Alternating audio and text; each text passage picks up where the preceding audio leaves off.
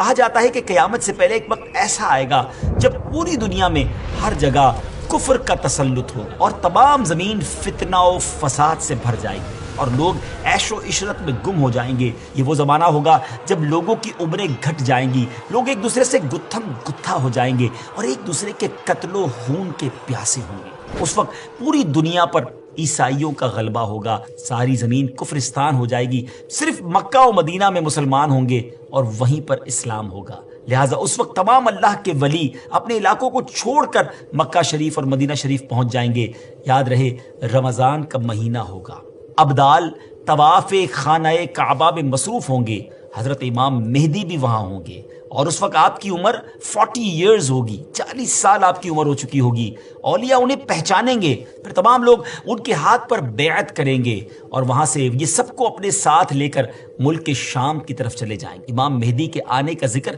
ایک دو حدیثوں میں نہیں بلکہ 200 سے لے کر 250 احادیث اور اقوال تابعین میں ملتا ہے۔ ام المومنین حضرت ام سلمہ رضی اللہ تعالیٰ عنہ روایت کرتی ہیں کہ میں نے رسول اللہ صلی اللہ تعالیٰ علیہ وسلم کو یہ فرماتے ہوئے سنا کہ آپ علیہ الصلوۃ والسلام نے فرمایا مہدی حق ہے، اور مزید آپ علیہ الصلوۃ والسلام نے فرمایا امام مہدی سیدہ فاطمہ الزہرا رضی اللہ تعالیٰ عنہا کی اولاد سے ہوں گے۔ بہت ہی اہم بات یہ ہے کہ مہدی آپ کا نام نہیں ہے بلکہ آپ کا لقب ہے۔ ان کی کچھ اور صفتیں بیان کرتے ہوئے اللہ عز و جل کے آخری نبی صلی اللہ تعالی علیہ وسلم نے ارشاد فرمایا مہدی میری نسل سے ہوں گے، ان کی ناک پتلی اور بلند ہوگی اور پیشانی روشن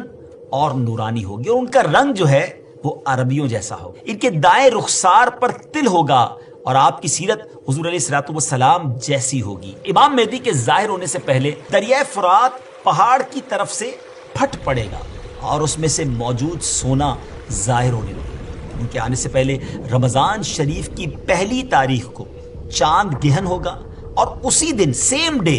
دوپہر کے وقت سورج گہن ہوگا، اور ایسا گہن پہلے کبھی نہ ہوا ہوگا۔ اور 3 یا 7 راتیں مشرق یعنی ایسٹ کی طرف سے ایک بڑی آگ ظاہر ہوگی اور بہت بڑے بڑے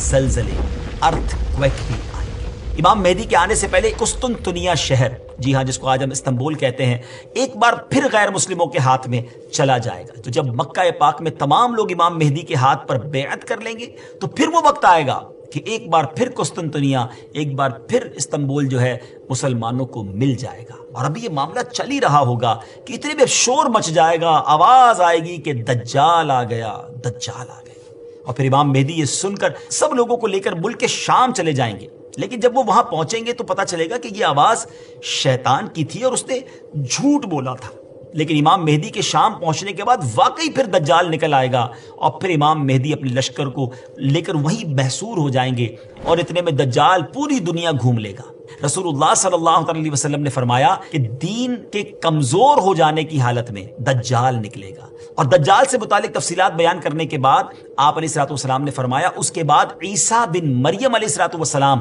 آسمان سے اتریں گے، پھر نماز فجر کے لیے اقامت ہوگی اور مسلمانوں کے امیر امام مہدی کہیں گے کہ اے روح اللہ امامت کے واسطے آگے تشریف لائیں۔ حضرت عیسیٰ علیہ الصلوۃ والسلام فرمائیں گے تمہارا امام ہی تمہیں نماز پڑھائے۔ تو اس وقت امام مہدی رضی اللہ تعالیٰ عنہ نماز کی امامت فرمائیں گے۔ جب لوگ نماز سے فارغ ہو جائیں گے تو مل کر حضرت عیسیٰ علیہ الصلوۃ والسلام کی قیادت میں دجال سے مقابلے کے لیے نکلیں گے۔ اب دجال کی حالت یہ ہوگی کہ وہ حضرت عیسیٰ علیہ الصلوۃ والسلام کی سانس کی خوشبو سے پگھلنا شروع ہو جائے گا، وہ بھاگے گا اور حضرت عیسیٰ علیہ الصلوۃ والسلام اس کا پیچھا فرمائیں گے اور باب لد کے پاس اس کی پیٹھ میں نیزہ ماریں گے اور اس سے وہ جہنم واصل ہوگا۔